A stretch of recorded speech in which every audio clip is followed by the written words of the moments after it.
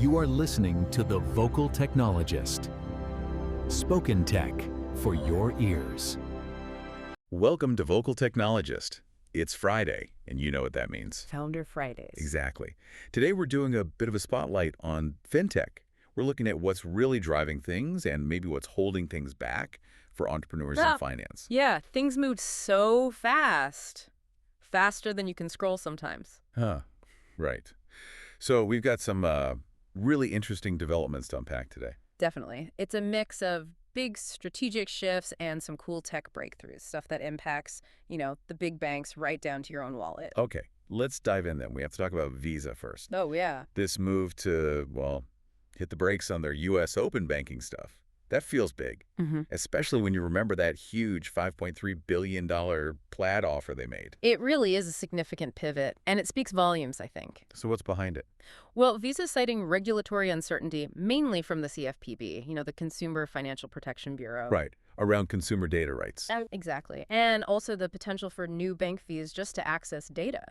So their CEO, Ryan McInerney, he's now pointing to Europe and Latin America, says they have the greatest potential.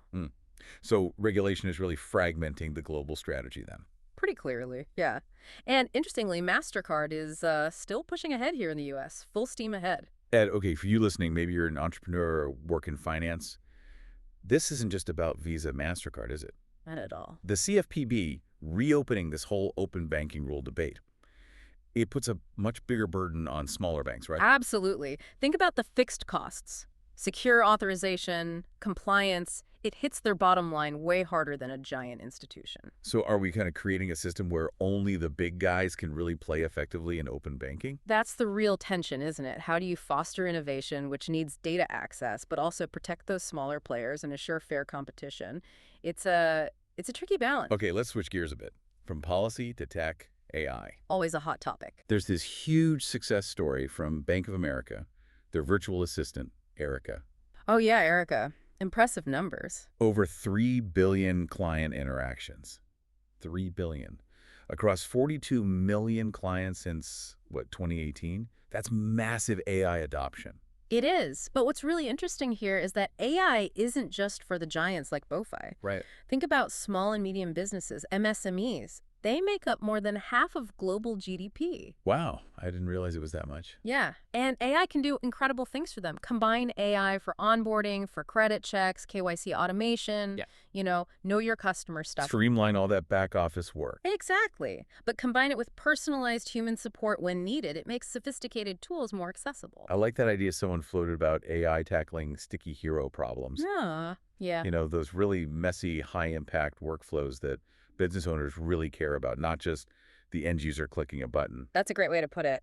Like, native AI tools could potentially just displace traditional software because they're cheaper, maybe more reliable, and integrate better. Who wouldn't want that? It makes perfect sense. Which kind of brings us to another big wave. Tokenization.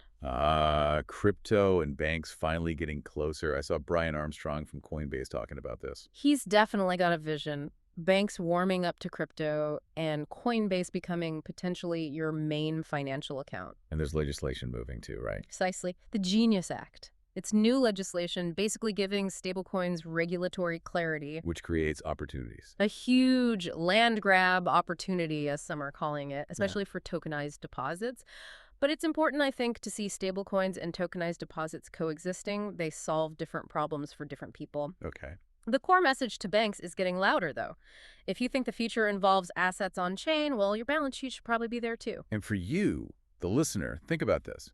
There's a savings app called Nook. Yeah, interesting example. They're offering yields like 7 to 15%. Wow. By taking deposits, converting them to stable coins, and then supplying them to DeFi lending protocols. Yeah. Above, Morpho, these big blockchain platforms. And traditional banks are offering, 4 or 5% maybe? If you're lucky. It's a massive difference. Shows the potential there. Definitely highlights the disruption. Now, just quickly, let's zoom out a bit.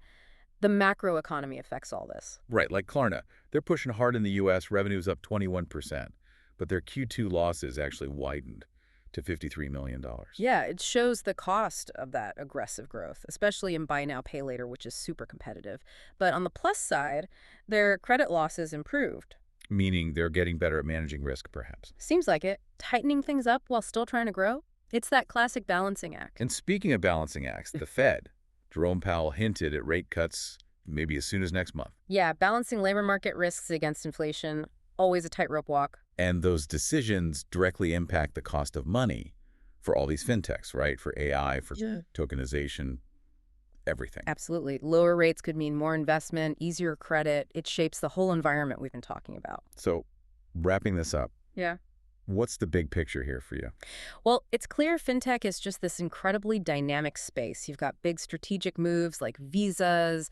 You've got AI becoming deeply integrated. And crypto making real inroads with banks and regulation. Exactly. All happening within this shifting economic context set by central banks. So maybe a final thought to leave you with.